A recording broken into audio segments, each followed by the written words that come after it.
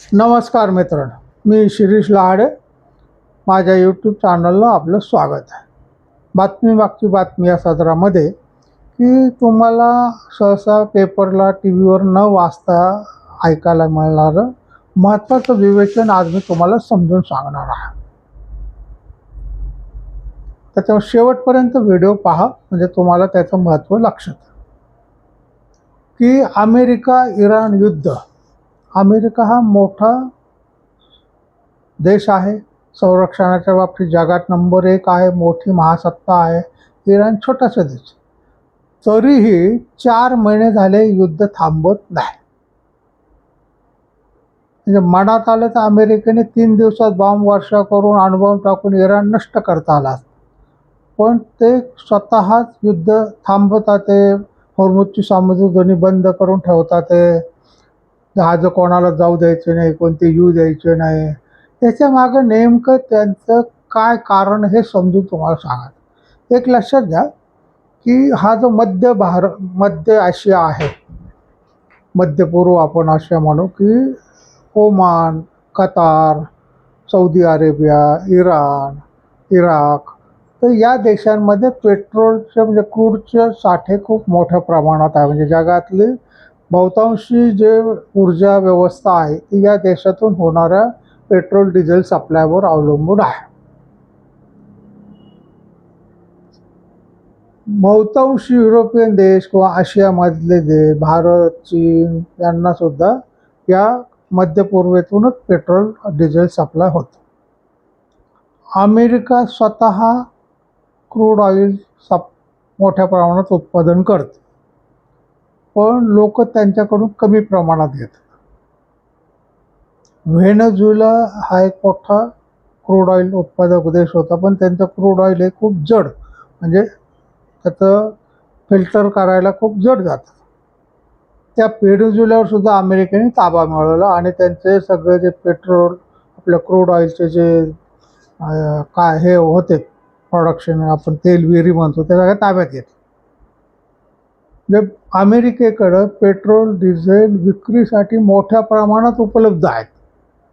मग अमेरिका या युद्धाचा फायदा काय घेते हे तुम्हाला समजून सांगायचं. पहिलं महत्त्वाचं म्हणजे तेल विक्री, की तुम्ही या अरब कंट्रीजकडून तेल घेण्यापेक्षा अमेरिकेकडून घ्या.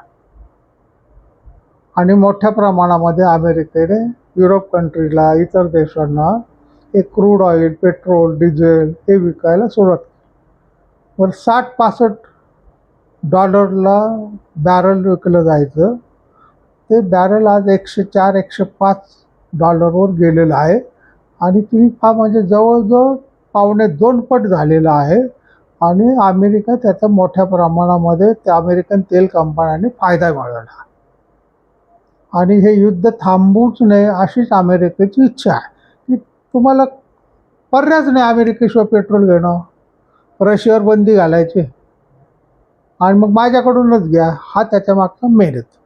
दुसरा महत्त्वाचा हेतू जो आहे की युद्ध सुरू झालं की देश घाबरतात आणि ते मोठ्या प्रमाणामध्ये शस्त्रास्त्र खरेदी करायला सुरुवात करतात. आता Saudi Arabia, Israel, UAE, Oman या देश लोकांनी काय केलं की अमेरिकेकडून मोठ्या प्रमाणात विमानं, शस्त्रास्त्र खरेदीला सुरुवात. त्याच्यामुळं अमेरिकेतले शस्त्रास्त्र कारखाने रात्रंदिवस चालू आहेत. त्यांनी त्यांच्या किमती वाढवलेल्या आहेत आणि अमेरिकेला मोठ्या प्रमाणामध्ये शस्त्रास्त्र विक्रीचा फायदा मिळालेला आहे. तेल अमेरिकेचं विकलं जातं, अमेरिकेचे शस्त्रास्त्र विकले जातात. तिसरा जो महत्त्वाचा दोष आहे की अमेरिकेला चॅलेंज देऊ शकतील भविष्यकाळात तर रशिया तर आहेच, पण चीन आणि भारत या मोठे देश जे आहेत हे खूप मोठ्या प्रमाणामध्ये डेव्हलप व्हायला लागलेले आहेत. त्याच्यामुळे अमेरिकेला वाटतं की काही काळाने हे देश अमेरिकेच्या पुढे जातील किंवा अमेरिकेच्या अंकीत राहणार नाहीत, अमेरिकेवर अवलंबून राहणार नाहीत, स्वतःचे निर्णय घ्यायला सुरुवात करतील. आणि भारताने काय केलं होतं की डॉलरचा वापर कमी केला होता. ब्रिक्स संघटना जी आहे त्यांनी असं ठरवलं की स्वतःचं हे करायचं, चलन चालू करायचं ब्रिक्स, किंवा एकमेकाच्या चलनामध्ये देवाणघेवाण करायची. त्याच्यामुळे डॉलरची व्हॅल्यू त्यांनी कमी करायला सुरुवात केली. हे अमेरिकेला मान्य नव्हतं, कारण त्यांना जगभर स्वतःचं महत्त्व ठेवायचंच होतं. त्याच्यामुळे त्यांनी चीन आणि भारताला धडा शिकवण्याची सुरुवात केली. मग चीन आणि भारत पेट्रोल डिझेलवर कोणावर अवलंबून आहे? ते मध्य अमेरिकेतल्या अरब कंट्रीज. मग अरब कंट्रीजचं तेल कुठून निघतं? हॉर्मुझ समुद्र. त्यांनी बरोबर तिथंच भांडणं चालू केले. इराणला धडा शिकवायला सुरुवात केली. व्हेनेझुएलाकडून चीनला मोठ्या प्रमाणात यायचं. व्हेनेझुएलाचा ताबा घेतला. चीनचं डिझेल पेट्रोल सप्लाय बंद केला. आता इराणवर ताबा घेण्याचा प्रयत्न करतात ते. मग बाकीच्या कंट्रीचं तेल वगैरे बंद झालं. त्याच्यामुळे चीन आणि भारतामध्ये मोठ्या प्रमाणामध्ये पेट्रोल डिझेलची कमतरता चालू आहे. इनडायरेक्ट काय आहे, तर हा धडा शिकवण्याचा प्रयोग की भारत आणि चीन आणि त्याचबरोबर थोड्या प्रमाणात रशिया यांना धडा शिकवायचं की आम्ही आजही सत्ता आहोत, तुम्ही आम्हाला चॅलेंज देण्याचा प्रयत्न करू नका. हा त्याच्या मागचं मूळ कारण आहे. त्याच्यामुळं अमेरिकेलाच इराणबरोबर युद्ध थांबवायचं. तुम्ही पहा की 15 दिवस मुदत वाढवून दिली, महिनाभर मुदत वाढवून दिली. मुदत वाढवून दिली पण होर्मुझची सामुद्रधुनी मोकळी नाही केली. ते लोकांसाठी पेट्रोल डिझेल बंदच केलं. बरं त्याच्यामुळं काय झालं की मध्य पूर्वेतले जे देश आहेत पेट्रोल सप्लाय काय, ते सुद्धा अमेरिकेला घाबरून राहायला लागले. त्यांच्याकडून शस्त्रास्त्र खरेदी, त्यांच्याकडून विमानं खरेदी करायला लागले. त्यांची पेट्रोल डिझेल बंद झाल्यामुळे जगभरामध्ये पेट्रोल डिझेलची टंचाई निर्माण झाली. बरं आपल्याकडं भाव आत्ताशी वाढवायला सुरुवात केली 3%. मग अमेरिकेमध्ये सुद्धा डिझेल पेट्रोलचे दर 40% वाढलेले आहेत. खूप महागाई झालेली तिथं. युरोपियन कंट्रीमध्ये 35-40% डिझेल पेट्रोलचे दर वाढलेले आहेत, महागाई वाढलेली आहे. याचं चौथं कारण म्हणजे अमेरिकेला काय झालं की अमेरिकेला $33 ट्रिलियन कर्ज आहे. आता ह्या कर्जामध्ये अमेरिका बुडायला लागली, त्यांची अर्थव्यवस्था बंद पडली असती. एवढा मोठा देश, एवढा नंबर 1ची महासत्ता. मग त्यांनी 2 मार्ग, एक टेरिफ वाढवला, सगळ्या देशांवर टेरिफ वाढवलं. त्याच्यातून त्यांनी मोठ्या प्रमाणामध्ये अमेरिकेमध्ये कर रूपाने पैसा गोळा केला.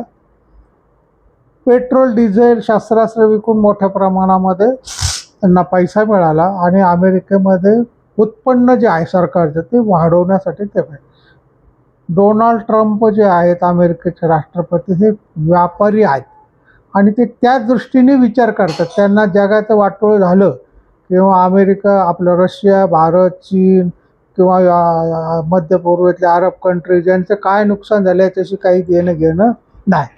अमेरिकेचा फायदा झाला ना, पुष्कळ झाला. आम्हाला जास्त पैसे मिळाले, आमचं कर्ज कमी होतं आहे, आमच्याकडे पैसा येतो, याच्या व्यतिरिक्त त्यांचं ध्येय धोरण दुसरं काहीही नाही. त्याच्यामुळे या स्वार्थी आहे अमेरिका. जगाचं नुकसान झालं तरी चालेल. त्याच्यामुळे बाकीच्या जगाने निर्णय घेतला पाहिजे. कारण आता इराण पण आडमुठा आहे. काही वेळा काय असतं की 2 पावलं माघार घेऊन तयारी करायची असते.